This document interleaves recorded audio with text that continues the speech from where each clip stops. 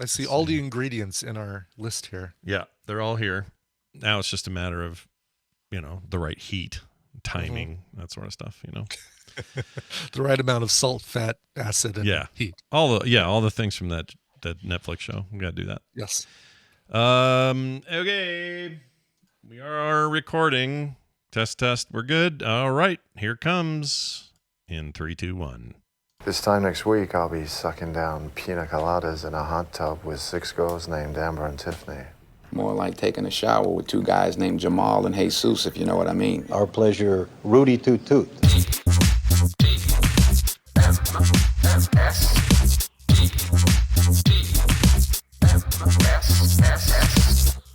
The morning stream. Well, of course, I am the supreme being. I'm not entirely dim.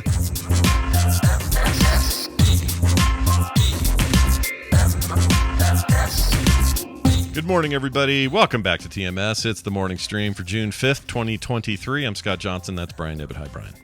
Oh, hello, and happy Monday to you. Yeah. And it's let's see, did we end on a new month last week or not? I don't remember. Our last episode last week was the first day of the month. It was the first. Oh, right, because it was Diablo release early release day. That's how I remember June 1st from here on out, for the rest of my life. Is it going to be Diablo Day? Kind of, yeah. I mean, I've been playing a lot. Here's the devious truth. Diablo 4 on its own is a really, really good game, a accomplishment on every level, and very addicting. When you add in the fact that I now, after about 2 minutes of having to make it work, now have it on a Steam Deck and can play it anytime I want, anywhere I want, that's devious, dude. That's freaking great. devious. Wow. Like, I am in bed last night, staying up way freaking too late. It's like 2:30 in the morning, and I'm still playing. Oh, wow. I can't stop playing. It's so good. I did get in and play some myself. Enjoyed it greatly. Well, that's good. How many levels have you achieved? 3. I'm like at level 3. Oh, that's very early. Okay, you're early on. Very early. Yeah. I hit level 32 or something. Bo on Core is doing a hardcore run, so he can be the 1,000th player or so. So they have this thing going where if you are one of the first 1,000 people to play on hardcore, which is the mode that if you die, you're dead, right? You're done. Okay. Yep. The goal is to get to 100. Level 100 is the cap currently in the game. And if you get to 100 and you do it within the first 1,000 people to do it, they'll put your name permanently on the Lilith statue that's in the middle of the big town in the middle of the game. Right. I remember. Yes. Okay. Yeah. And so he's going for it. I think he's close. I don't know how close he is. The first guy to do it did it yesterday. But there's still a lot of room for, 1,000 people to do it. Yeah. And I watched one video of a guy who was 98 and he got all the way to 98, was doing great. Yeah. 2 levels left. Yeah. Died. Oh, no. Yeah. Oh, jeez. It was a little rough. A little bit rough, Brian. A little bit rough. Wow. Yeah. Anyway, that game's great. It was fun. It was a lot of fun. Yeah, it's dark, man. Oh yeah, that's what you want out of a Diablo game. That's what you want out of a Diablo. That's what I loved about 2 and 3. 3 is a little more jolly, a little more colorful. It's fine though. But 4, whew, man, they're back to the business. I just did a quest or a in-game cutscene where I don't want to give anything away, but somebody took a real. Let's just say they took a big, sharp, heavy object to the head I wasn't expecting. It was a... Oh, really? Oh, wow. That was something. Anyway, they're getting their MA whatever rating out of there, so yes, they're enjoying it. Welcome back to the show, everybody. Lots going on. Let's get things out of the way that we need to quick here. This thing. Yeah. Stand back and check your personal belongings. It's time for the morning forum. We have a winner from last week's morning forum. And, yeah. I would like to celebrate that person. Before I do that, though, this was a question about how many hours people game per week. And I underestimated the high end quite a bit.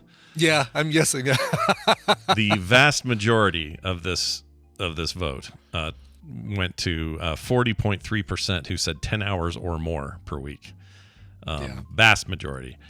Other people did, somebody Somebody did a bunch of ASCII stuff and it messed up the list. Hold on. A little ASCII dick in there. How many hours a week? Exactly. Some of the low ones were like, let's see. One guy says 40 hours a week. I'm single and I have no kids. He was 0.5%. This other guy says time is relative. 1 hour here is 7 years back on Earth, he says. Turd That's Ferguson. Good. I like that. Somebody's answer was just straight up Turd Ferguson, so that's pretty good. Good. But anyway, a lot of you are like 6 hours was about 4% of you, 8 hours, 6.5%, but the vast majority, more than 10. Jeez. Anyway, I'm not saying you're a bunch of people with too much time on your hands. I'm just saying it's you surprised me, everyone. Yeah. You surprised me with your answers. But we have a winner. It is Shima, I think, or Exshima. Zashima. Yeah. Not quite sure how you say it. But Shishima, or however you say your name, you're our winner. And that means a free Frog Pants Fun Pack coming in the mail. There's often stickers, magnets, prints, that kind of stuff in there. So look forward to that. And we have a brand new form this week. And funny enough, it's about Diablo. Oh, funny enough. The question is, what class did you start with in Diablo 4? So did you begin with the Barbarian, the Sorcerer, the Necromancer, the Rogue, the Druid? I even have an other because people like to type dumb things. Well, the other's going to be, I've never played a Diablo 4 game in my life. Yep. Can't wait for those Diablo responses. game, yeah. Yeah, those are always my favorites. But if Diablo 4 game. if you head over there now and take the quiz, you could be in the running as well. All it does is ask for your answer on the classes and an email so we can tell who you are when you win. And that's it. Simple as that. My prediction is that other will make up more than 50%. I think of the TMS listeners. Now, if you were to ask this question on Core, it would probably be like, 10% people responding have not played a Diablo game, but I feel like 50% are going to have an other response. Yeah, whether it's a joke or whether it's yeah, it's just the kind of crowd we have. That's how they work. Yeah. So if you want to take part, frogpants.com/themorningform, and off you go. You can do it on mobile, desktop, whatever. You're in. All right, that's it for that. Shout out to the Utah Tad people, folks. We got together for Spiderverse 2, which we'll talk more about when Steven gets here. Yeah. But let me just say to you something, Brian. Let me say this. Yeah. Okay. Fury Road sits way up here, right? Sitting up there. Sure. Yeah. Chilling. Reset. Pretty safely where it is. It sits safely in my mind where the position it holds in my esteem. In an untouchable, I feel an untouchable position. It's very hard for Rightly it to so, be moved from its chair. Yeah. Let's just say that movie got a little nervous this weekend. Wow, really? Okay. It didn't quite have to do it, but it is a neighbor now to Spider-Verse 2 or Into the Spider-Verse. Across the Spider-Verse. Or across, sorry. So it's into, across, and I won't talk about the other. But that is one of the coolest things I've seen in a very, very long time. And I love the first one. I didn't think you could top the first one, to be honest. Yeah. My gosh. This thing is unfreaking believable. So you feel like it topped it. I feel like it I still maybe I need to watch the first one again, but I hold that one in such high regard. This one I found enjoyable, but I don't know if I liked it. I liked it more. It certainly is so much so many little hidden Easter eggy kind of things. Yeah. I just thought this was a better. It's like they belong together, so these aren't really like one's better, one's worse kind of a thing at all. Yeah. They're all gonna when this is all said and done, however many movies this is, they will be in really high esteem in my opinion, as a whole thing. But I thought the story in this was just a titch more mature, and it had, I don't know, it felt like the stakes were higher. Oh, I loved it. Gosh dang it, I loved it so much. It was so good. Anyway, we hung out. We had a great time. Hobbs Dog was there. Keikatsumi, Hootie42, Ryu Atami. I never say his name right, but he was there. In fact, his sons both work at the theater we went to. That was pretty cool. That's cool. Drove a little ways for this one, but it was fine. It was totally worth it. And loved it. And it's funny because we remembered yesterday the only two movies we've seen in theaters since COVID our Spider-Man movies. We saw Oh, really? So the first, or it was No Way Home. No or Way something Home, like that, right? yeah, No Way Home in 2021, and then this. That's it. How was this? Was a new theater you've been wanting to try out, right? Yeah, That you brand saw it? pretty new. I'd say it's maybe 6 months old or something, but it's really nice and clean and modern stuff and all that. We didn't get food there. We ate at a bar across the street that was very good and way too filling, and I way overdid it. But it was good. I forgot the name of the bar. Anyway, people should try it. They have this thing on there called the Chubby. Oh man, it was so good. So good. It was like that feels a burger place, or what was the Chubby? It was like two. Please, so illiterate. So it wasn't. Expand upon that, please. It was a burger in the middle, and the top was a fully formed grilled cheese on Texas toast, and the bottom bun was another grilled cheese on Texas toast. Oh my god! And then all this schmear in between. They also have endless fries, although I only did one. Because that's insane. Who would do that? Yeah. And it was really good. Kim got a similar thing that was really good. Somebody got a Monte Cristo. They had one there. And About time. So it's About yeah, time, Creek Cut that's Sydney. it. We've got those in Colorado here. I haven't been to one, but like a sports bar, right? Yeah, it's like a sports bar. It's very good. There's really good food. Okay. Yeah. All right. Had a great time there. I would go there again. A lot of the stuff around there was it was one of the few food places that was open. Most of them were closed. Partly because it was a Sunday, but also mainly because this is all brand new out there. Like the whole development is new, and it all is kind of empty in a good way. It's hard to explain. It's just not overrun yet because people aren't, all the houses aren't up and stuff. And so it felt like, I don't know, we feel like it's like going to a Costco that's brand new in a remote area. And it's like so nice inside and no one's there. It's not packed with people. That's great. Good feeling. That's so cool. anyway, it was really good. That movie rocks. Highly recommend. Oh, so good. Yeah, it was really good. We also saw the Victorines for a hot minute, and then they went to see you for a couple of extra minutes. How'd That's it go? right. Yeah. Yeah, how'd it go out there? You guys have fun? It was great. It was such a good time seeing them. They are. They're good people. What else can you say about them? We decided to take them up to Boulder, so they could see all the hippies up there. They'd never been to Boulder, and the location up against the mountains is so beautiful. The fog, we had rainy weather, so the clouds were really low, and you saw the tops of the Flatiron Mountains above the clouds, which is a really cool view. Kind of looked like Asgard.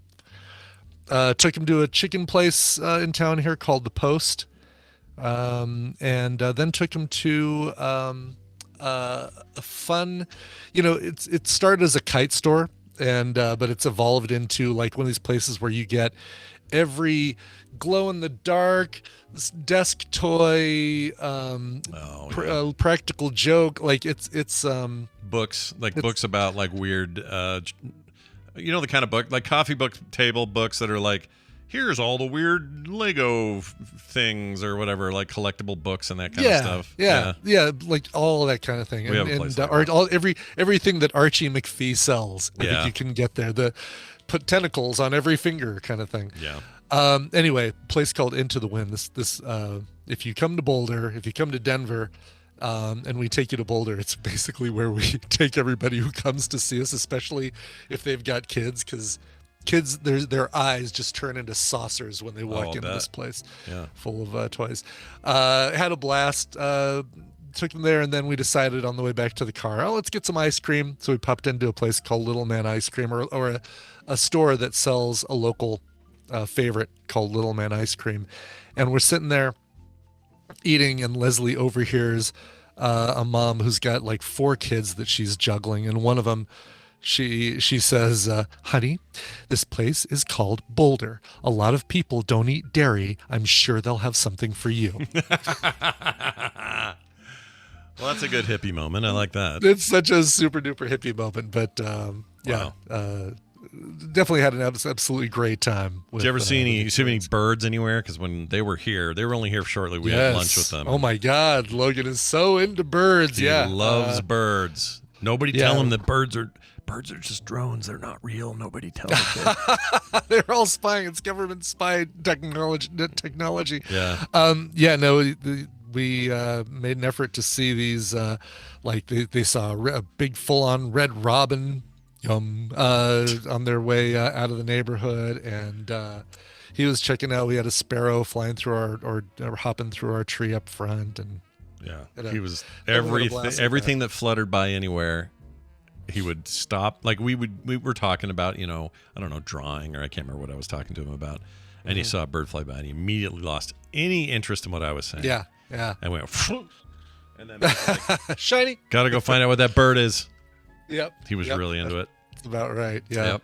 Find a kid who loves birds as much as Logan. Good luck.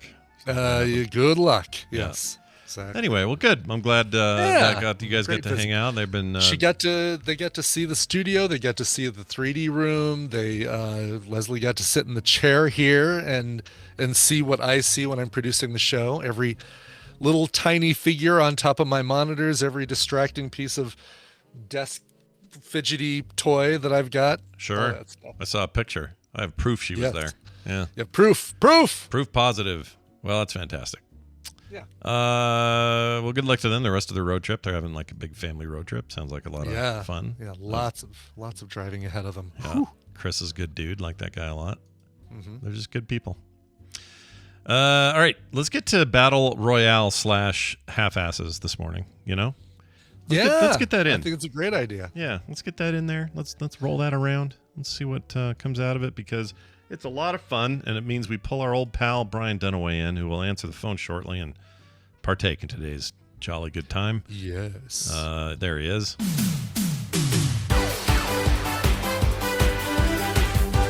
That jaunty sort of game show adjacent music means one thing, and it's time for us to play the half-asses. Joining us is Brian Dunaway, who does this every Monday and Wednesday. Hi, Brian. Oh, hi, Scott and Brian. Hey. Hello. Hey. How are you guys doing? Good, man. Hey, that mail from your freaking weird post office finally going to get to me today. I know it's finally coming through. Thank God. Can you believe it? My gosh. Anyway. It took long enough. I don't know. What are you talking about? I'm going to sit here and play my RG35XX with my 3D printed controls in every single possible game known to man. Yeah. Let me see your controls. What color did you print that in? It looks like a pinkish color. Matte red. Yeah. It's kind of pink. Yeah. Did you get the translucent purple RG? So it was a handheld if you don't know what it is. Yeah. Look at that. Oh, yeah. It's a Game Boy style handheld we all been talking about, all been hanging out with. I ordered something from called Printed Solid, and I got a Commodore 64 brown and an Amiga 500 beige. I'm going to try to print a controller out to be all matching with my I love gray. it. I love that your 3D printer stuff is all like 80s computer That's the whole reason parts. why I ordered it. That was the whole qualification to get a 3D printer. I was ordering stands and things for my retro gaming stuff, and I eventually was like, okay, I'm spending like $30 a week or more on Etsy ordering stands and stuff. I'm like, how much does the 3D printer cost? I'm like, okay, this makes sense. Yeah. And so I did. Nothing wrong with any of that. I did it. I think it's great that you're doing all that stuff. Plus, we all benefit from it because occasionally he'll send me something cool. I don't like it. Yeah. You should get your little handheld controller thing when you get yours, Scott. You'll have yours, except it'll be a dark brown to match your controllers. Yeah. That's right, black, baby. Whatever it is. Blacker. Yeah, whatever it is. Blackish. Brackish. Blackish. It'll be here today. I'm very excited. By 2, they say, which, whatever. Last time they said by 2 last week, so maybe, who knows? Yeah, I'm glad I sent it priority mail. I'm glad I spent the extra $7. Yep. Well done. I owe you for that. Hey, we're going to play a game, y'all. We're going to get the half-asses going. Brian's going to explain these rules and who we're playing for and all that fun stuff. Brian, take it away. Heck yeah. Welcome to the Morning Half-Asses, a trivia game where I'm actually going to be giving you 2 the answers. I'm going to give Scott and Brian a category and 6 possible answers. 3 of the answers are correct. 3 of them are bold-faced lies. Depending on how confident they feel with each category, they can provide 1, 2, or 3 guesses, but if any of those guesses are wrong, they get 0 points for that round.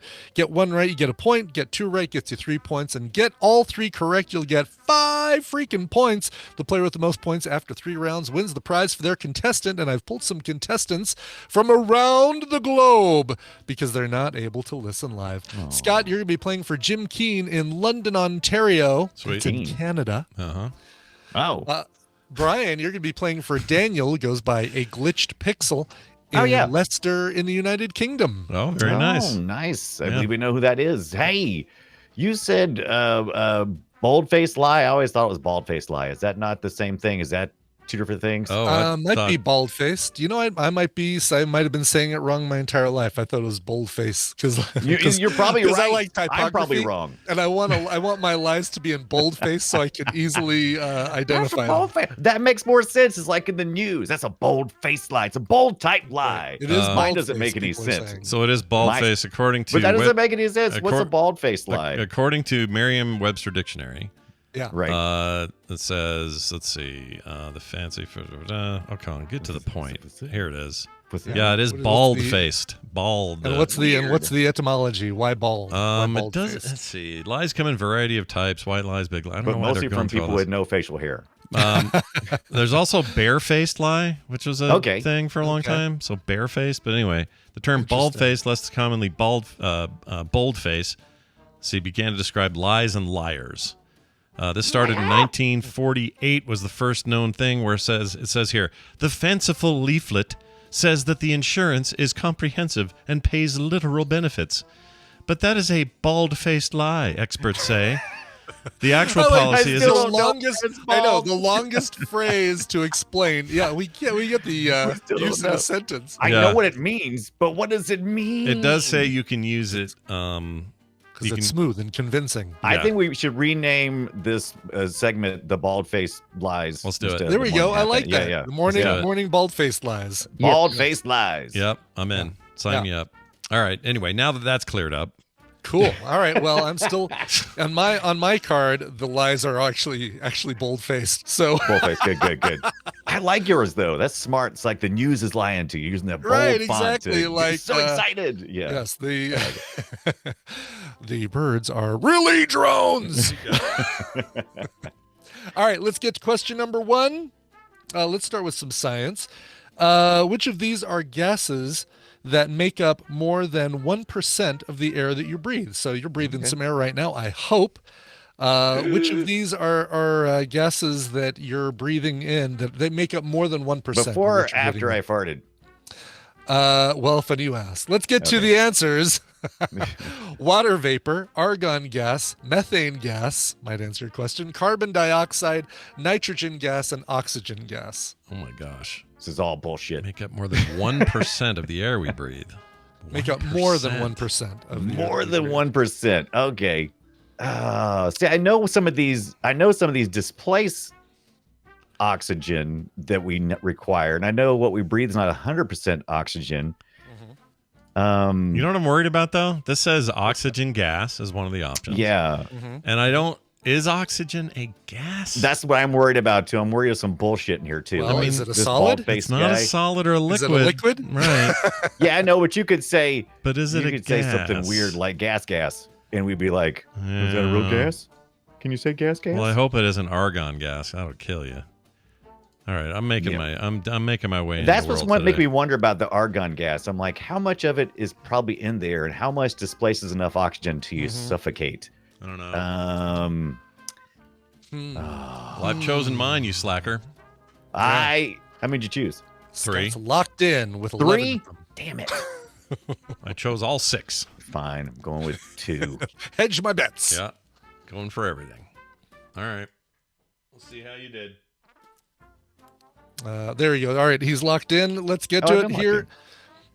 Here are the answers. You guys both settled in on carbon dioxide and oxygen gas. Carbon dioxide actually makes up about 0.04%. So nitrogen gas, neither of you settled on, and oxygen gas, and water vapor. Water vapor making up to 4% of what you breathe. 78% of what you breathe is nitrogen gas. Oxygen only 21%. Damn of it. the air Makes that we sense. breathe. Damn Lots of nitrogen. Tons of nitrogen. I figured there How was is- at least 1% of carbon dioxide. I thought we were like feeding the trees. Sounds like we're a bunch of jerks. yeah, We are a bunch Carbon of less jerks. than 100% carbon dioxide. Why do the trees even need us? No wonder they don't need us. Right, exactly. They don't need us at all. 0.93% Yeah. is argon gas, and methane, unless you're in Scott's basement, is 0.00017%. See, I think that's bullshit because they probably did this in a lab Yeah, a Where there are clean no lab. farts. Yeah, where there's no farts. Everybody's wearing a suit. because didn't cow farts opened up the ozone layer back in the day or something? Or no, that was hairspray. No, that or was our something. high hair spray. That's right. Yeah. But we Well, still that was a sad decade when everybody found out their hairspray was killing us all. yeah. But then that stuff sort of went away, or the kind of aerosols that were used, and it fixed Yeah, the they took it hole. away, and yeah, the fixed hole it. healed. Yeah, the whole Hill hole. nature Fixed healed itself. No more Exactly. Aquanet ruining the. It's a real the world. shame. All right, let's get to question number 2. We're all excited about a movie coming out this summer called Barbie. Maybe we're not. I am. But my aunt is. She's very excited. Aw. I'm excited. Well, I think it good. looks That's a weird, good and thing. I like She Greta could be Gerwig excited. a lot, so I'm actually kind of excited about Yeah, it. So we'll this see. should be really fun. Parts of Barbie's full name. So which of these are parts of Barbie's full freaking name? Marie, Fairchild, Barbara, Barbarella, Millicent, and Roberts. Parts which of her full name. 3 of these are parts of Barbie's full name? 3 of these are right. 3 of these are right. Yes. Oh my! She's got one of those gosh. long names: Maria, Barbarella, Fairchild, Millicent, Barbara, Exactly. Roberts. Right. Exactly. Barbie. Like, Weird. All right, I chose mine. Oh Jesus! Okay. You slow down. I'm reading and trying Listen, to old man. rationalize these things. I'm trying to rationalize. It's fine. all Like right. Barbarella, obviously not, right? Because I mean, that's I that's- mean, obviously not. Obviously, Better not be. maybe Right? not. Obviously. Hmm. All right, you guys both figured out that her first name Barbie is short for Barbara. Very good. You guys probably both Genius. thought her last name was Fairchild, Barbara Fairchild, damn it. but it's not. Ah, Her middle name is Millicent. Her last name is Roberts. Her name is Barbara Millicent Roberts. Oh, it was so close. No, you weren't. Yes, I was. If I just would have chosen. The Fairchild sounded like a 50s ass thing to say. So, It did. Yeah, but so does exactly. Millicent, really. yeah, good I point. was thinking I was trying to see if you were doing Maleficent. I was trying to figure that out. And I was like, no, maybe. I don't know. Barbarella Maleficent Roberts. Yep. Yeah. All comes back to Disney. That'd be great. All right, let's get to the final question here. You guys walking into this one with 0 points, so bet accordingly. Ooh, this is a strategy time. Strategery coming into effect right now.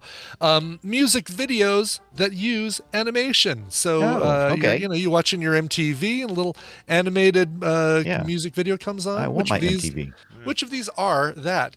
In Your Eyes by Peter Gabriel, Nice and Slow by Usher, Heartless by Kanye West, One Week by Bare Naked Ladies, Crazy by Gnarls Barkley, and Money for Nothing by Dire Straits. I'm locking in. I'm locking in too. I'm locking in as well. Yeah, I only know one of these for sure. Yeah, one of them. Yeah, one that's of why them. we did the same thing. Yeah, And you one- guys both did exactly the same thing. One of them is a total misdirect.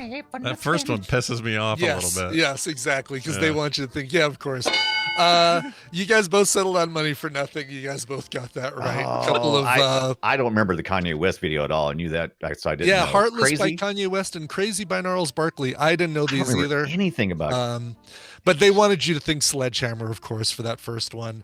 And I've never seen a And music video for no Paula Abdul. no DJ Crazy or DJ Scatcat. Yeah. Or BS. or any Tool. So was it Tool videos. Sledgehammer was the Peter Gabriel one was all? Sledgehammer was Yeah. Sledge. Nothing was going around his head and Yeah, stuff. that was wild. Did you know? I don't know if you guys knew this. That was Ray Park? Nick Park. Oh, we're over there at oh gosh, dang it! The studio that made Wallace and Gromit. Yes, Get it out. Those Wallace guys. and Gromit. Yeah, but what's There the you name go. of the studio? Aardman. That's what it is. Aardman. Aardman. Yeah, Studios. Aardman. Yeah, Yeah. studios. Yeah. Yeah, cool. Fun side note. That is cool. Yeah. Since I didn't know the does answer. mean that we have a it does mean that we have a tie, and we need to break that tie. Let's do it. Do we? Do we really? So yes, do. we do. We absolutely Okay, do. have to. We're And required. we're going to do it with this question here. How many ridges are on the edge of a U.S. quarter? I'm going to let Oh. Brian Oh, my God. answer, and Scott, you will do higher or lower. So There's how only many one ridge. ridges? Just one. How many ridges on the edge of a U.S. quarter? And I'm not giving you any time to count. Okay, well, give me a second to count, mother. Okay. 198. All right. 198 is incorrect. Scott, is the actual answer higher or lower than 198? I was hoping you'd go low because that's easier to say. Yeah. I tried to make it hard 198. I don't even know what those are for. Is it to grip it? Is that why we do it? Or is so it doesn't decorative? roll away. Is it decorative? I don't know. They can still roll Probably away. grippy. Yeah, keep it from slipping out of your fingers like those stupid nickels. So, all right. Seems too many. I'm going to say less than. You're a moron. I was kidding. It is lower. Correct. Yeah, very good, Scott. There are 119 on a quarter. There's We one wouldn't less let on me a count. dime, 118 on a dime, and 150 on a half dollar. Wow. I love that you thought that I had a quarter out counting in Rachel's or something. Yes, exactly. No Like, time to count. when was the last time you actually had change, a quarter, like physical Yeah. change in your pocket?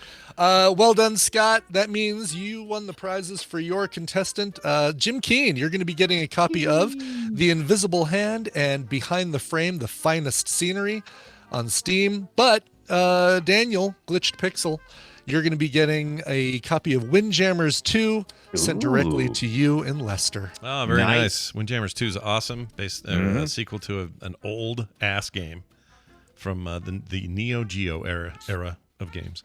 Well done. Congratulations. You're a winner. That's good news for everybody. Good job, Scott. You did a great job. Thanks, dude. Good job. Thanks. Good Yeah, job. I feel pretty good about it. Also, I don't think people appreciate enough the idea of how original coins, like these days, computers make it easy, but original coins to have equidistant total number of ridges around that coin, that's a huge machining pain in the ass to get it right. I mean, so like I don't know much about coin making, but I know today you'd do like a 3D model, and then you'd go, you know, just say you'd use math and have it automatically place ridges around each of those spots. right. Yeah. But back in the day, you got some old guy with a powdered wig going, well, shit, I got to somehow do this.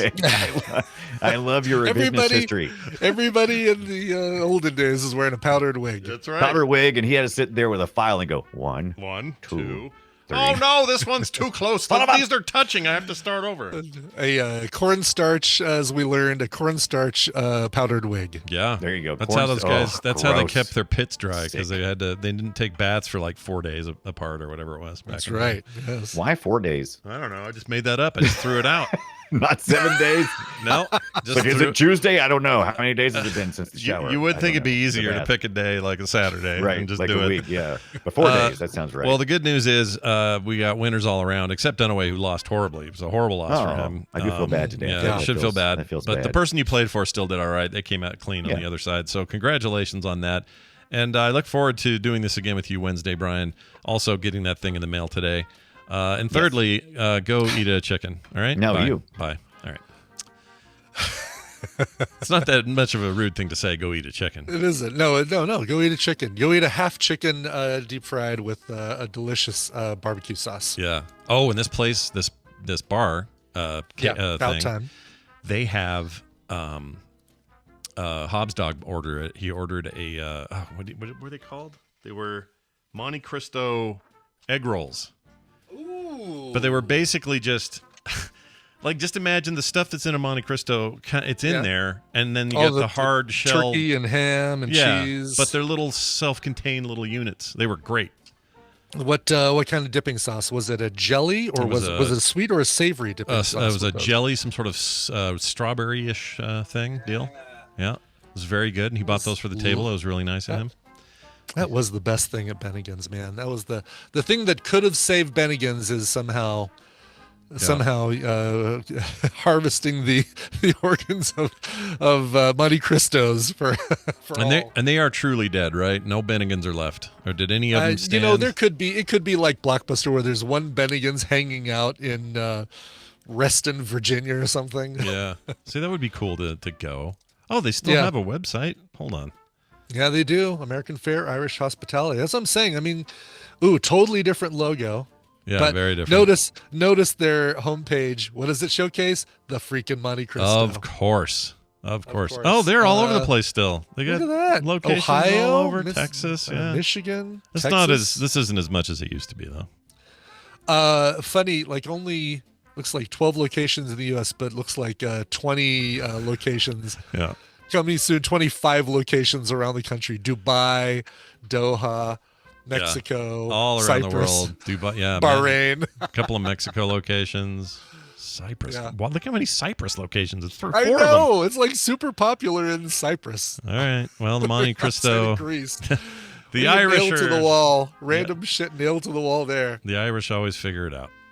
That's right. They do. Okay, let's do a couple of quick news stories before we take our break today. Here you go.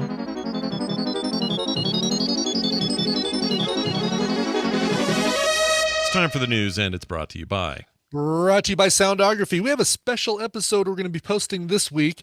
Hammond and I watched the Chess live. So you remember the Broadway play Chess, all about chess.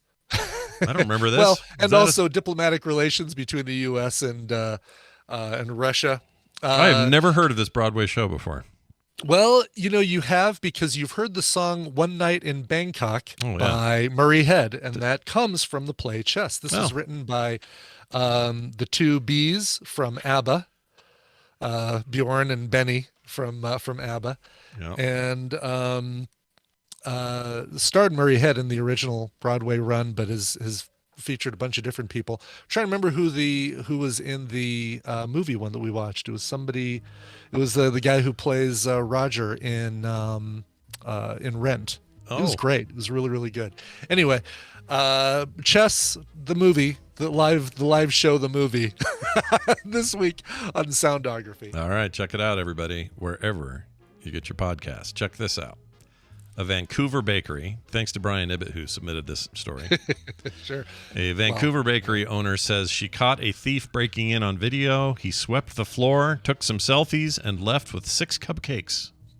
Oh, nice. Yeah, of course. Canada thieves, they leave things better than they found them. Yeah, I like this. This is actually not bad. A Canadian business owner woke up Friday to learn her bakery had been broken into, and the security footage confirmed it. But it incited more laughter than fear. Irma Irvine, owner of the Sweet Something in Vancouver. I don't know if any of you Canadians have been there. Canada! But maybe you have. I don't know. Yeah. Shared a video on TikTok, showed a man breaking into her bakery in the early hours Friday morning, and as seen in the video, suspect shatters the glass door, but seems to realize this mess he has made and attempts to sweep it up before continuing his pastry heist. And we have some video of this. Let me play. So nice. Like, he sweeps up. Yeah, this was sent to me by Don and Tyler Kwan, and they thought, oh, this is perfect for TMS, and I agree. It's such a funny. It's a good story. It's like almost heartwarming. Even though, he broke glass, he stole some cupcakes, but it's still like, oh, what a nice thief. Yeah, look at him. He's like, oh shoot, I guess I'll take care of that. And all he takes is cupcakes. Yeah. He didn't break into some safe. No money, didn't rip up in the register or anything like that. No, that's just somebody got a sweet tooth going on a Friday morning. I mean, their cupcakes must be really good, right? Yeah. I would assume. Yeah. She says that her mindset quickly changed. It was hilarious. I was in stitches watching the footage, she says. The culprit even left behind a couple of selfies in the store's iPhone supporting orange glasses. Now as an inspiration for cookies and cupcakes at the Sweet Something, you can buy cookies that look like his sunglasses.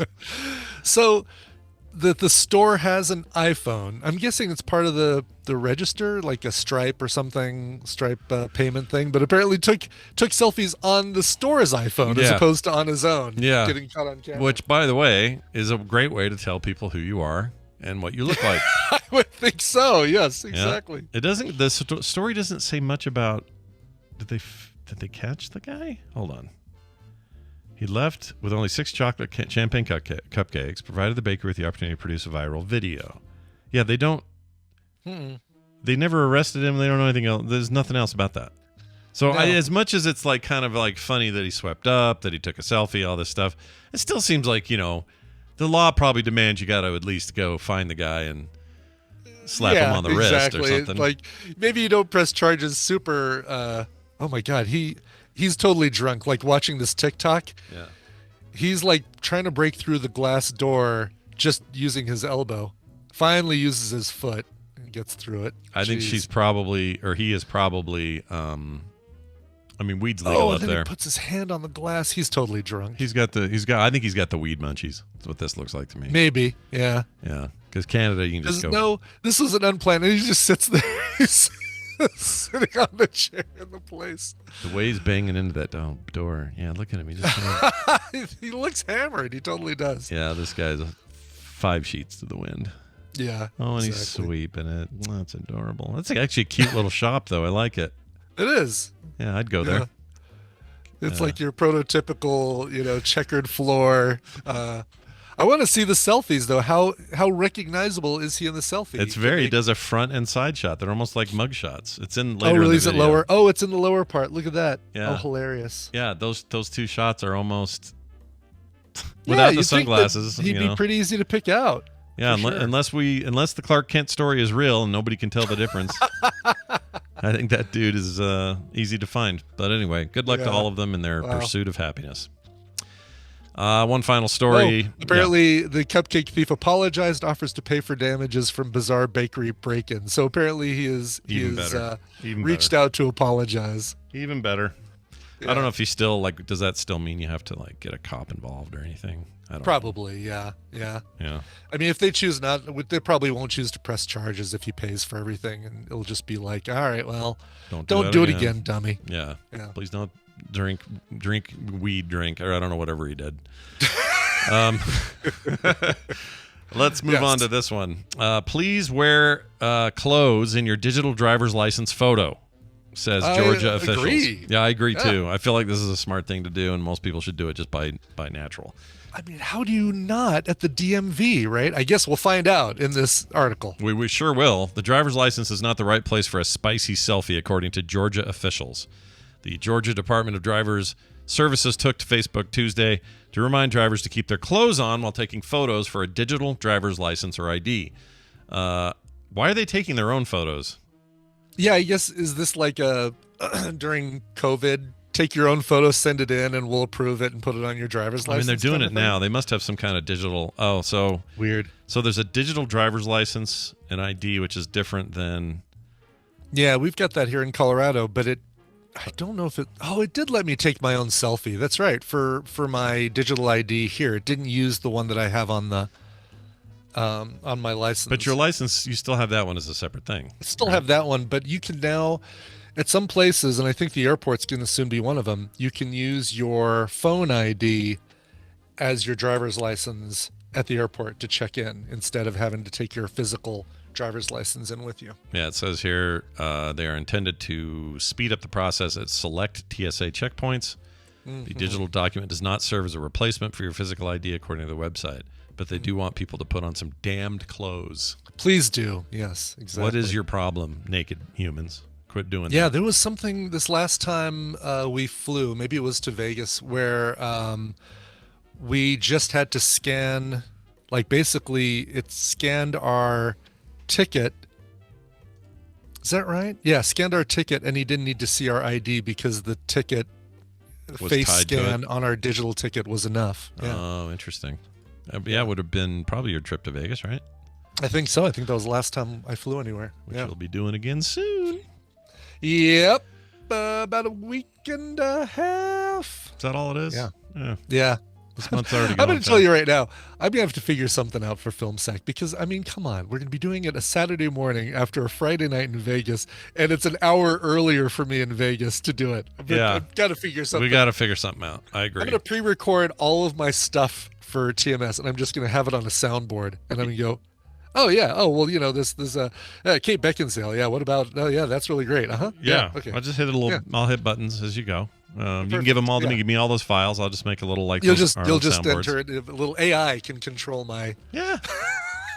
Why not? Well, let's embrace the future and make Film Sack. Exactly. I mean, I already know that I have to do, if I'm going to do a song intro, I have to do it before Vegas because I'm not going to have all the stuff with me that I need to be able to do that. Yeah, you should pre-record it. That's what you should do. I will pre-record it before I go out there. Love it. Yeah. Love it. All right, we're going to take a break. When we come back, we're going to spend some time with Major Spoiler Zone Steven Schleicher. A little more Spider-Man talk. No spoilers, anyone. We won't do story spoilers. But we will talk about it, its impact, its performance at the box office, and so on. And after that, maybe a little talk about the Eisners this year. It's the comic book industry's big show. So we'll see how that all goes. We got some more stuff on the back end as well, but we got to play this song. So let's play it. What do you got? Sure. So last week on Friday, an album that we played an early song from called The Perfume of Decay by a band called Tiger Cub. Finally came out Friday. We played the song called Swoon from that before. There's so much from this album that we totally love. This is a UK band, UK-based rock and roll trio from Brighton in the UK, home of Brighton Rock and one of the Helter Skelters. That is the new song is Play My Favorite Song. This is from the brand new album, The Perfume of Decay. Here is Tiger Cub. Do you own a tuxedo? Yes. Really? Well, if that's a fib, bill me for the rental. So what's that supposed to do, make me love you?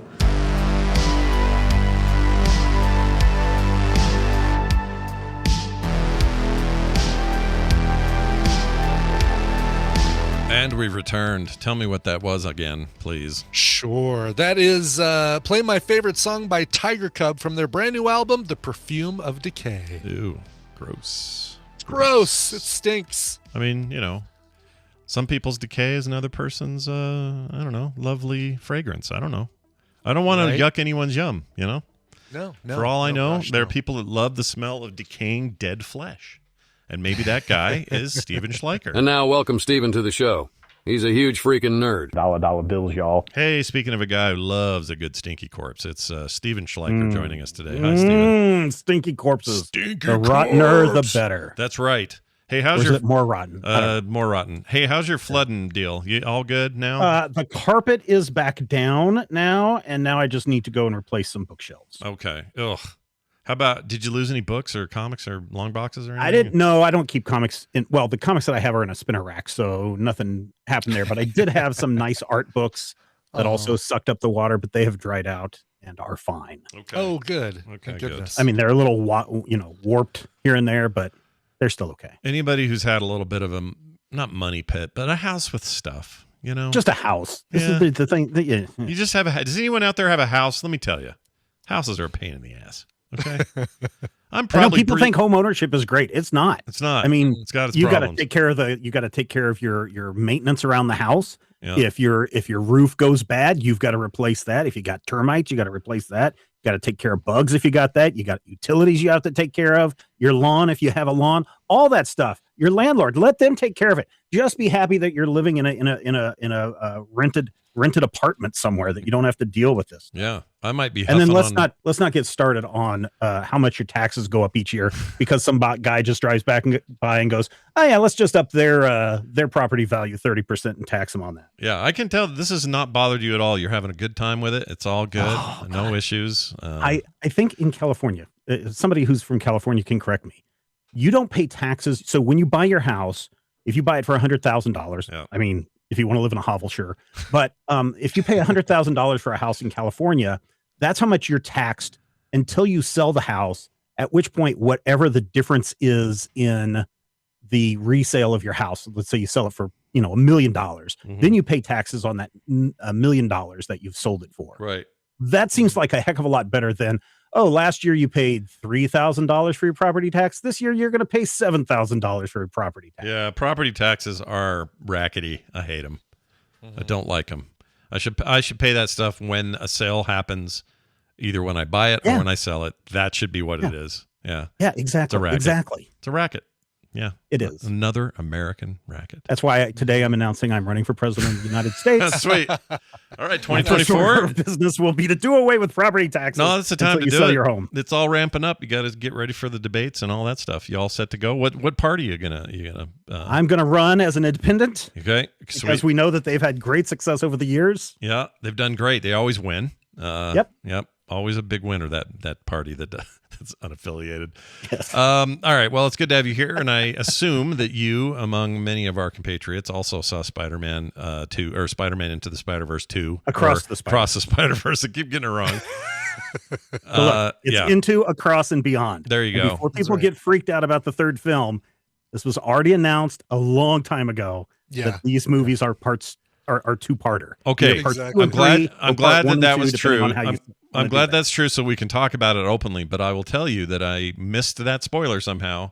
And when I went into the movie yesterday, there was a point. By the way, longest animated film in history. I think it's like 2.5 hours. Yeah, it feels. I don't want to say it feels long because that sounds like a negative, but it feels like you get a lot for your money. You do get a lot for your money. I didn't feel long to me though. It felt I don't know, it felt right to me, and I still didn't want it to end. But there was a point in it where I went, hold on a minute. I know I've been here at least 2 hours, and they haven't sewn this up. So I suddenly went, oh my gosh, are they going to do like an end game freaking Infinity War kind of deal here? Mm-hmm. Sure enough. And I had no idea. I had no idea I had a continued or to be continued thing going on. I will say this, coming from comic books, a lot of people have already said, well, if this is a two-parter, maybe I'll just wait for the second one and then I'll go see them both together or watch them together. Don't do that, because if you come from comic books, if you don't go and buy the first issue and you wait for the trade, there's a good chance that trade's never going to come out. So if everybody doesn't go and see this movie now, there's a good chance that Beyond the Spiderverse won't be arriving in theaters next March. It won't even exist. It won't even exist. Yeah. Look, you're actually probably okay, everybody. But I would say this: I wouldn't put it off. I think it is the thing to see really this year. It's so freaking if we were to rank the greatest superhero movies of all time, it would be Spider-Man Into the Spider-Verse, Spider-Man Homecoming, Spider-Man Across the Spider-Verse. Not for me. In that order. Not for me. Here's how it goes. You're wrong. It goes. You're wrong. We got Into and Across sharing the same chair for me for first place. Okay. Then in second place, oh shit! Where do I go after that? I don't even. Dark Knight. I think I put Dark Knight over for me. Dark Knight over Homecoming. Oh, I definitely would put. Well, the main thing I came away with was, you know what? I'd be all right, and it doesn't have to be this exact same style. I'd be all right if all comic book movies were as cool as this. Like, just let's animate everything. Sure. Yeah, so I mean, cool. the art in this is very, very good. Oh, the incredible. storytelling, and I'll just let people know, this is a dark movie. This is a downer of a movie. It is two superhero movies as The Empire Strikes Back was to Star Wars. Yeah, that's a good way of putting it. Yeah. If you are a parent, oh man, this movie picks up a big old omnibus edition of Dan Slott's omnibus Spider-Man run and smacks you in the head with it hard, and just says, "Hey, these are the difficulties of being a parent." And if you are a child, it also has themes of coming out, of acceptance, of being told that you're not who you're supposed to be, or telling you who you are supposed to be. There's big, deep thoughts on determinism, whether your fate is determined by certain things. Right. And there are some smacks in this. There's one particular character that the creators have come out and said, yes, this character is based upon every dumbass comic book person who wants to rant about how this is not how it was in the comic books. Yeah, you can feel the subtext on all those levels. And I actually think the thing that makes it work, when I got out of the theater with these other Tadpoolers, my first thought was, I always feel this way.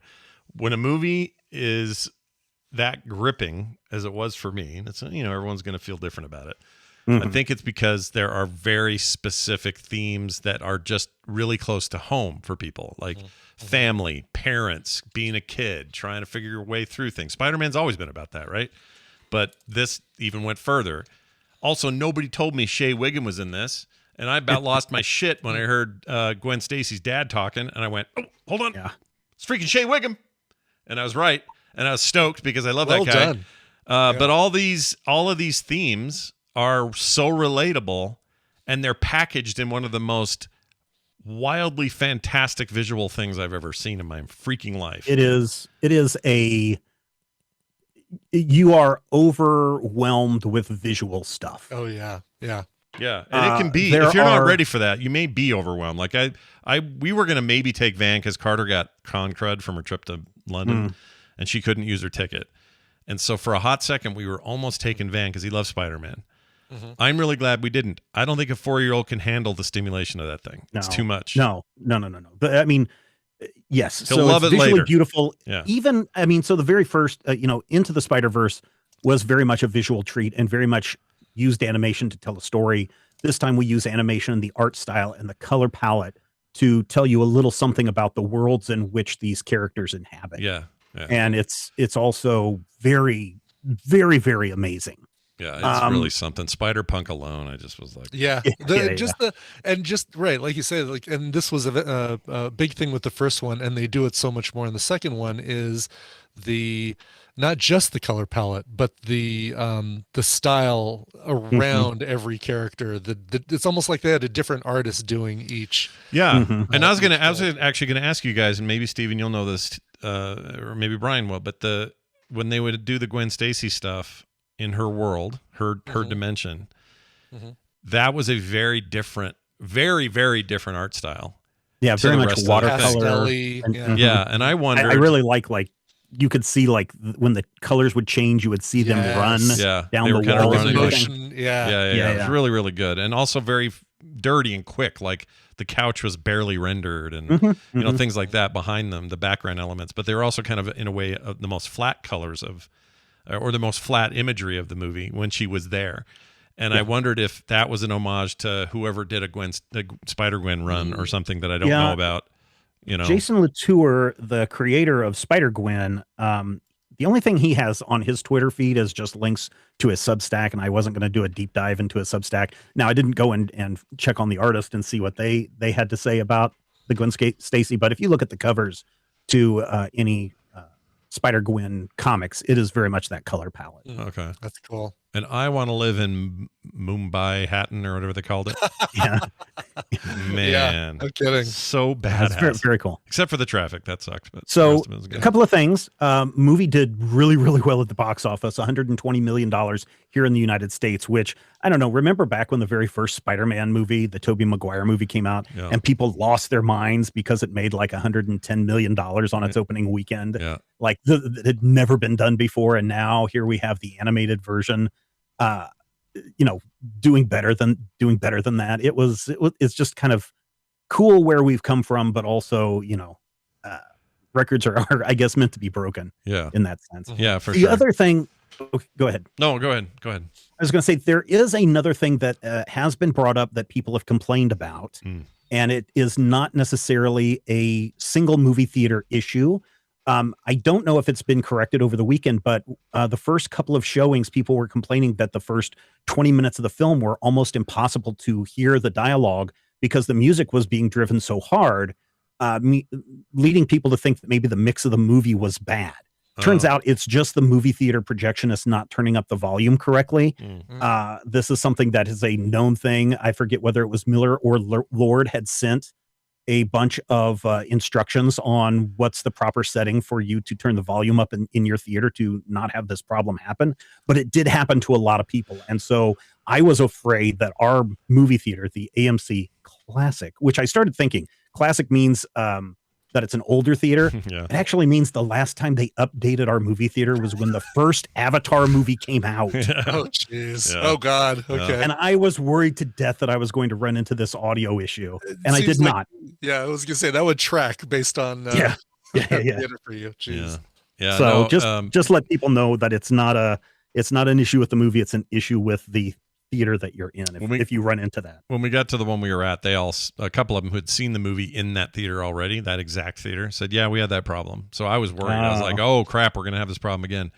No problem, they fixed it. So okay, good. It was all no good. problem at the Draft House. Yeah, the soundtrack is insane. A couple of us afterwards were talking about, we got like Tron. What was that Tron movie? Tron Legacy, which is not the movie itself, but the soundtrack to that movie, which was amazing at the time and still is. I was getting those vibes out of this thing, and maybe it was just a combination of what music they used when they did certain things visually. Even though, and Brian I think said it last week, and I'll reiterate it, there is no post credit stinger in this movie. Correct. But don't leave during those first initial credits, because it is the most badass painterly cool thing you've ever seen. Style and everything. Yeah. It's so good. Gosh dang it, it's good. I want to go see it again. And I was so sad Carter couldn't go. Here's a funny story real quick. So Carter, she's in the Netherlands, right? Hanging out with the Dutch a couple weeks ago. And the movie opened there. And she was like, cool. The rule is over there, for the most part, Dutch movies are in English with Dutch subtitles, the ones that come from here. Oh, cool. Most of the time. It's like the rule.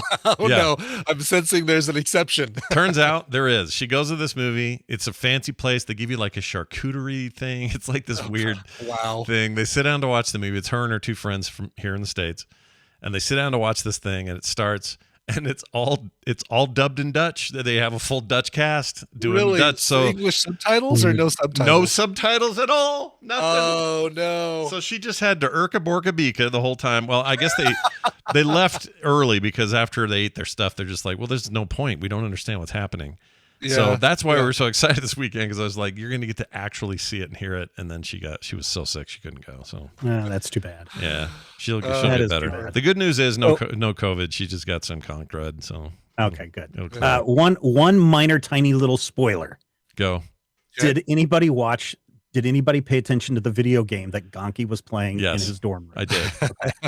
I noticed, not only did I notice that, but then later on I noticed the same character from the game you're talking about was in the reveal of the place they were all going. Yeah. I thought that was pretty cool. That was awesome. Yeah. All of it was good. You know what? The whole canon thing, which I won't detail because I think it's important people just see it, but just know that the term canon and how we use it as nerds, it's awesome. And Oscar Isaac, could he have his feet in more cool shit? No kidding. He's in this. He's in Dune. He was in Star Wars. He's Moon Knight. He was on one of the bad X-Men movies, but I don't remember which one. Like that dude. Right. Oh no, he was purple guy. The X-Men character. What was his name? It came right after First Class. Oh, Apocalypse. Yeah. He was Apocalypse. Yeah. But anyway, let's forget that. Let's talk about Inside Llewyn Davis. Which I just there you go. Like, and the Coen Brothers movie. Great. Yeah. That's a great movie. It is a great movie. And he's just, the fact that guy's just, he's just getting started. He's having a moment. Yeah. It's really great to see. Yeah. Speaking of X-Men, really quick, Brian had asked me in an email, did I know anything about this thing that's going on at the San Diego Comic-Con? San Diego Comic-Con comes out next month, right? July 21st through 28th or whatever it is. They are having an X-Men Hellfire Gala at a club there in San Diego. And this is, for people that don't know, the Hellfire Gala in the X-Men comics is this big Met Gala thing where all the X-Men show up in their different fancy clothes and everything. And it was the way for them to kick off some big issues related to X-Men comics, especially the X-Men coming together and moving to Krakoa and all of those kinds of things. Well, the Hellfire, the X-Men era with Jason Aaron is coming to an end. The good times with the X-Men are about to fall apart in a big way. Yeah. But before that happens, they want people to come to this Hellfire Gala. And from what I can tell, they're wanting people to come in their cosplay and fancy cosplay stuff, go to this thing. They've got a bunch of rooms set up that are supposed to be like you are at the Hellfire Gala. Of course, they have things for you to buy and all this other stuff. Of course. It takes place on Saturday, July 22nd, beginning at 8:00 p.m., which that's a great time for this. The main show events have shut down. However, Disney and Marvel are really kicking cosplayers in the proverbial pantalones. Right there, because the printed jocks. Yeah. Yes, because at the exact same time is the annual masquerade that they have at the San Diego Comic-Con, which is their big cosplay contest that they have. Yeah. And so cosplayers are going to be kind of split, I think, in deciding who wants to go to what. Yeah. I mean, it's so talking about if it was done unintentionally, that's somebody's bad job of researching. Mm-hmm. But if it was done intentionally, it's even more of just an a-hole thing to do. Like, oh, the masquerade thing is that exact time. Let's do our thing at that time too. And they can, instead of going and seeing other people's cosplay, we'll make them come to our thing. Had they said anything? Has anybody copped to that, or is it? No one said anything as far as I can tell. But I mean, it's just more of I don't know if they're expecting a lot of cosplayers to come, but I expect a lot will, just be so that they can show their take of of Beast and exactly. Right. Yeah, their version of that. But really, it's just more like a nightclub event for people to go to. I think the people that are really into competition and really wanting to show off their work will probably still go to Masquerade, but I don't know. I'm waiting for a greater word to get out about this to see if there is any kind of any blowback on this. So it should be interesting. I'm looking forward to seeing photos from that thing, because I think it's going to be really cool. I just don't know how far, because Disney's backing it. I'm curious as to how far they're going to go with the whole production value of this event, and are they going to have their own people? That would be interesting. They don't say that they're having their own people there. They do talk about they do have the green carpet event where people can come in. They have these different spaces. They have a dance floor, a ballroom. They have music and food and all these things. And of course, stuff you can buy. Right. And then it has some very strict rules on if you want to come in cosplay, you have to follow these guidelines. But there's nothing about, if they're going to have their own version of a beast show up or something like that. Right. Or Interesting. maybe Morbius will show up. He doesn't do anything. Multi beasts, many beasts. Yeah. What's wrong with that? Nothing. Multiple beasts. Hey, listen, they're all multiverse beasts. There are. Yeah, there's probably a Beastiverse. We should do that movie next. Across the Beastiverse. Yeah, why not? A lot of at the end. blue-haired beasts. Excellent. Well, this is all good. How about the? Do you have anybody in the Eisners this year that you're like, oh, the Eisners? Look who's so the winning this year. Eisners, the annual Will Eisner Comic Book Industry Awards, will also be given away Saturday night at the San Diego Comic-Con. There are some really good books that people might want to check out that are up for awards. One of them is from the DC Pride 2022 edition that came out, I want to say last month. It's Finding Batman by Kevin Conroy and Jay Bone. It talks, Kevin Conroy talks about, his becoming Batman and then also coming out as a gay man. He has since passed away, but that one is up for best short story. There is for the best limited series. I've talked about this before on the morning stream, but The Human Target by Tom King and Greg Smallwood is brilliant. Yeah, really I think that one is something that people should also check out if they are looking for something, just a 12-issue series. If you've ever read or ever seen the movie DOA, there's two different versions. Both are the same. Somebody is poisoned and he has to solve his own murder before. Whatever. Yeah. Yep, exactly. This is the same thing, except he's got a week or something to solve his case. That it's very, very good. We also look at some of the best graphic novels. The Batman One Bad Day series is very good. The Riddler issue is up for an award. I thought that was really, really good. I like that one. I read that whole thing. That was great. Real it is really good. Yeah. And so I think people should check that out. Then when we look at, let's see what we have under the best writer, Tom King is up for best writer. Grace Ellis is up there. Mark Russell, who's a great satirist. He did the Flintstones series a few years ago over at DC Comics. Yeah. But he's up for Traveling to Mars, which is over at Blaze Publishing about, what happens when people decide that they want to actually go and colonize Mars, what really is going to happen. James Tynion IV and Chip Zdarsky are all up for some of the best writers. And Chip Zdarsky currently writing Batman, but he's also got an incredible run on Daredevil, which is very good. Yeah. And then when we look at some of the best artists, we have Sean Phillips, who does the stuff with Ed Brubaker with Follow Me Down and The Ghost in You. Very, very good stuff there. And of course, Greg Smallwood, like I mentioned, with The Human Target. So if any of those kinds of things sound really good to you, we have a long list over at the Major Spoilers website of the nominees. We'll have the winners when they're announced.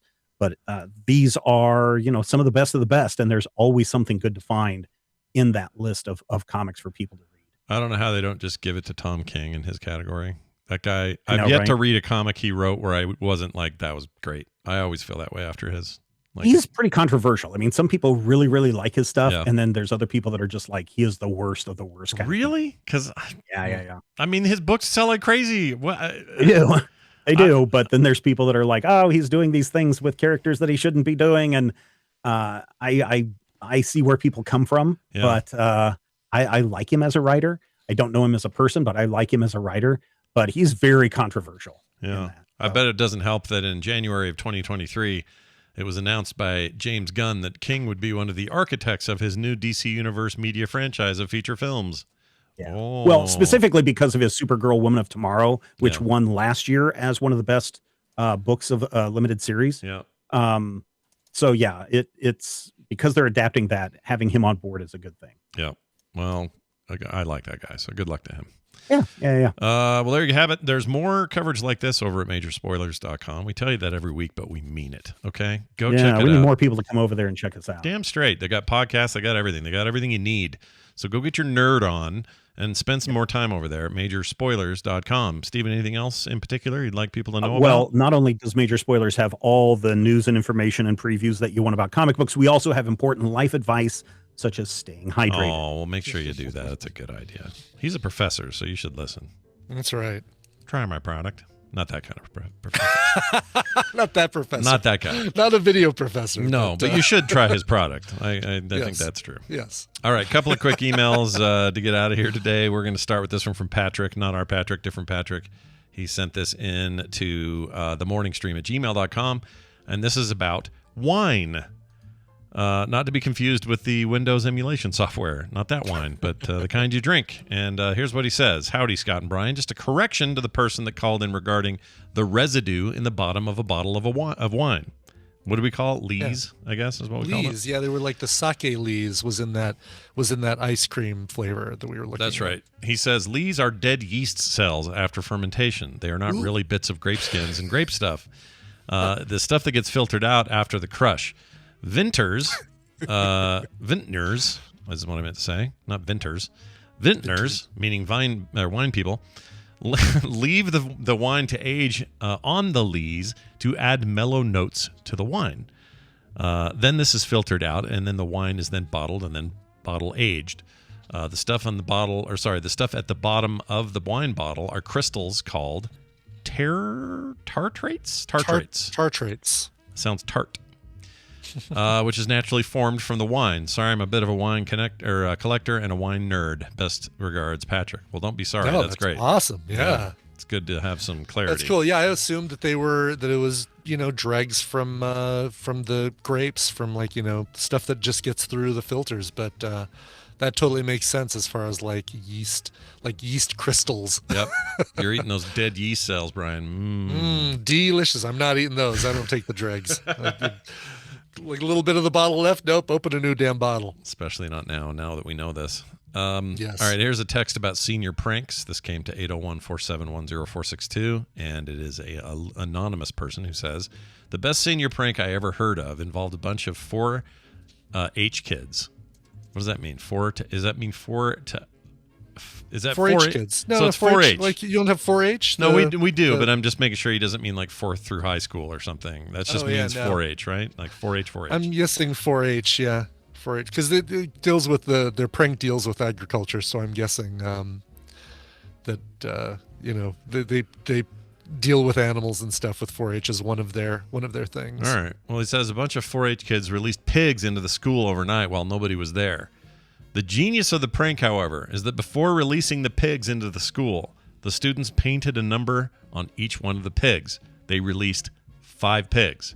However, they painted the numbers 1, 2, 3, 4, and 6 on the 5 pigs they released, giving the illusion that they were being 6 pigs total and causing great consternation among the staff members trying to find pig number 5.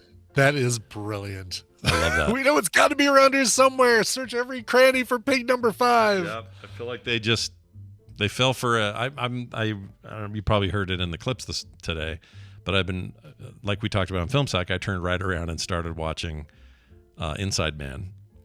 Yeah. The Spike Lee heist movie. And they do shit like this through that whole movie. This whole misdirection thing of so reading this thing about the pigs just felt like more of that movie. Because that movie's all about misdirection. It's all about, we did a thing that you think we're doing, but we didn't really do that with Denzel Washington. We did another thing over here. While you weren't looking, we were doing this. Reminds me of that. Anyway, 1 through 6. Nicely done. And thank you for sharing that with us. We're done and we're out of here. It reminds me that I need to watch that again, too. That movie's awesome. It's on Netflix really and as good today as it ever was. It's really great. It's cool.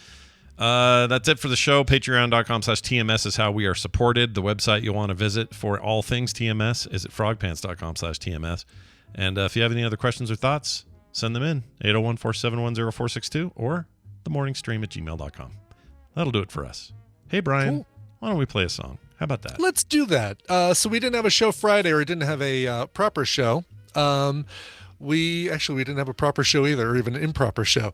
But that was Joey's birthday, Joey Image's birthday. And he put in a request, so today's the first day for a real show since his birthday. He said, June 2nd is my birthday. Celebrate me, you beautiful bald man. Like, okay, yeah, sure. Happy to do it. He wants a cover of Don't Fear the Reaper, originally by Blue Oyster Cult. I've played a few versions here on the show. One of my favorites is by The Beautiful South, but since I've played that one before, let's go to this one right here. It's by Heaven 17 from a 2005. It's funny that it's called 15 soft rock anthems, because I would not call Don't Fear the Reaper a soft rock anthem. From 2005, here's Heaven 17 and Don't Fear the Reaper. If you like what you just heard, there's a very good chance you will like all the shows on the Frog Pants Network. Get more at frogpants.com. Your dad has definitely done cocaine. Cocaine. Oh, I noticed during this movie theater chain that we were at, they do this little montage of like famous movies before they say, turn off your phones and enjoy the picture, that kind of thing. Sure. Yep. And it's all like Terminator and famous lines from Godfather, and then more new stuff, and this mix of things. And the very end had the bear jumping at the car in Cocaine Bear. I was like, really? Of all the films to pick for your great movies, the